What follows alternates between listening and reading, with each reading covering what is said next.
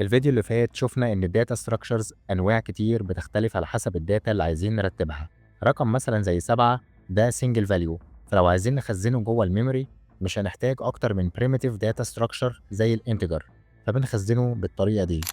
ولكن لو عندنا مجموعة من الأرقام زي مثلا 2 4 6 8 هنبقى محتاجين حاجة أكبر من البريميتيف تايبس، محتاجين حاجة تتعامل مع كوليكشن أو مجموعة من الأرقام. الوضع هنا مختلف.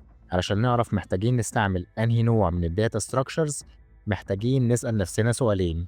السؤال الأول، هل محتاجين نخزن الأرقام دي مع بعض في سيكونس؟ لو الإجابة محتاجين نخزنهم مع بعض في تسلسل معين بحيث أقدر أتعامل معاهم كلهم بسهولة، يبقى كده عرفنا إننا محتاجين linear data structures اللي من خلالها بنقدر نخزن الداتا في تسلسل أو sequence.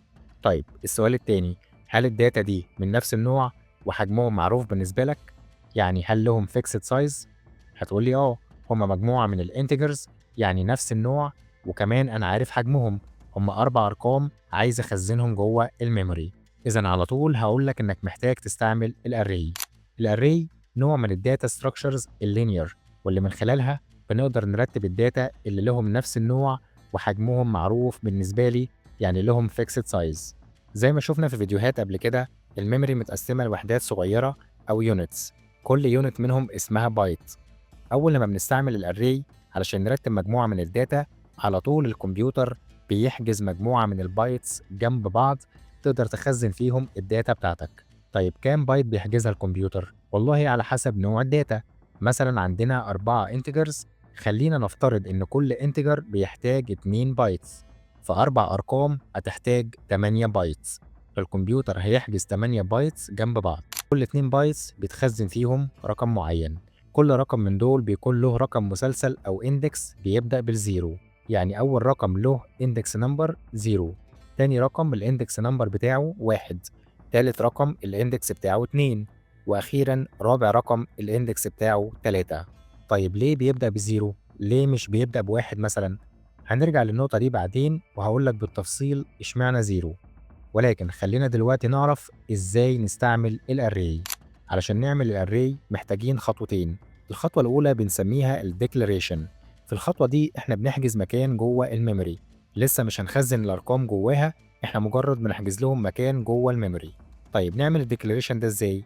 بنكتب التايب بتاع الداتا، وبعدين مسافة اسم الاري، وبعدين نعمل سكوير براكتس جواها بنكتب السايز بتاع الاري. تعال نطبق الكلام ده على الأربع أرقام اللي عايزين نخزنهم جوه الأري. هنقول int ده الداتا تايب، وبعدين اسم الأري مثلا numbers، وبعدين السكوير براكتس جواها نكتب 4 اللي هو السايز بتاع الأرقام. أول ما بتكتب الكلام ده ونشغل البرنامج على طول الكمبيوتر هيحجز لنا 8 بايتس، وبيعمل initial values قيم مبدئية كده بتبقى عبارة عن random values. يعني إيه الكلام ده؟ يعني مكان كل رقم بيتخزن رقم عشوائي لغاية ما انت تبدأ تضيف الأرقام بتاعتك جوه الأري. طيب السؤال دلوقتي، الكمبيوتر بيحجز المكان فين جوه الميموري؟ هل في الهيب ولا في الستاك؟ لو تابعت الفيديوهات اللي فاتت هتعرف على طول إننا هنخزن جوه الستاك. طب ليه؟ لأن دي تعتبر local variable جوه المين فانكشن، وعارفين السايز بتاع الداتا في الكومبايل تايم، فأول لما البرنامج بيشتغل على طول المين فانكشن بتشتغل بصورة تلقائية، والكمبيوتر بيعمل لك الستاك فريم الخاص بالمين فانكشن جوه الستاك ميموري، وجوه الستاك فريم ده بيبدأ يحجز لك مكان للأري بتاعتك. ارجع الفيديو بتاع الستاك ميموري علشان تفهم الموضوع ده بصورة أفضل. وكده يبقى خلصنا الخطوة الأولى. محتاجين دلوقتي نبدأ نخزن الأرقام بتاعتنا، دي بنعملها في الخطوة التانية وهي الانيشاليزيشن. طيب بنعملها ازاي؟ بنكتب اسم الأري، وجوه السكوير براكتس نحدد رقم الاندكس اللي عايزين نخزن فيه الداتا، وبعدين equals الرقم اللي عايزين نخزنه. يعني مثلا عايزين نخزن رقم 2 في أول اندكس، فهنقول numbers وبين السكوير براكتس نكتب 0 وبعدين يساوي 2. عايزين نخزن رقم 4 في تاني اندكس، فهنقول numbers وبين السكوير براكتس نكتب 1 وبعدين يساوي 4، وهكذا لغاية ما نخزن باقي الأرقام. طيب إزاي نقدر نأكسس أي رقم من الأري؟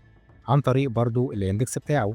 فمثلا لو قلت printf numbers وبين السكوير براكتس حددت رقم اندكس، مثلا أول واحد اللي هو 0، على طول هيطبع لي 2 في الكونسول. طيب هل كل مرة أعمل فيها array لازم أعمل الخطوتين دول؟ الحقيقة لأ، أنت ممكن في خطوة واحدة بس تعمل الdeclaration والinitialization. طيب إزاي؟ تعال نشوف. هنقول int numbers وبين الsquare brackets نحدد الsize 4 وبعدين على طول نقول يساوي وما بين الcurly braces نبدأ نكتب الأرقام اللي عايزين نخزنها بالشكل ده. كده على طول هنحجز مكان الأرقام جوه الميموري وفي نفس الخطوة هنخزن الأرقام بتاعتنا. عندنا هنا ملحوظتين مهم جدا ناخد بالنا منهم. الملحوظة الأولى إن مش بالضرورة نكتب كل الأرقام اللي عايزين نخزنها، بمعنى ممكن نعمل array مثلا السايز بتاعتها 4 بس نخزن فيها رقمين بس، عادي بالشكل ده. في الحالة دي الرقمين الفاضلين بتخزن جواهم 0 by default.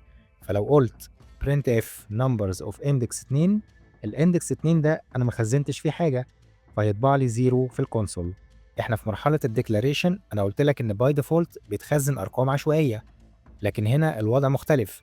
انا بالفعل عملت initialization لكن ما خزنتش كل الداتا، فالداتا الناقصه بتخزن جواها 0 باي ديفولت.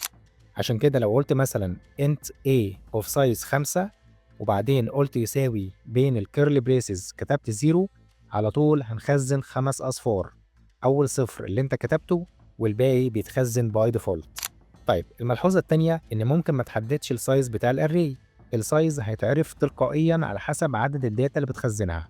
مثلا لو قلت int a وبين السكوير براكتس سبته فاضي محددتش السايز بنفسي ولكن قلت يساوي 2 و4، الكمبيوتر على طول هيفهم إنك محتاج مساحة لرقمين.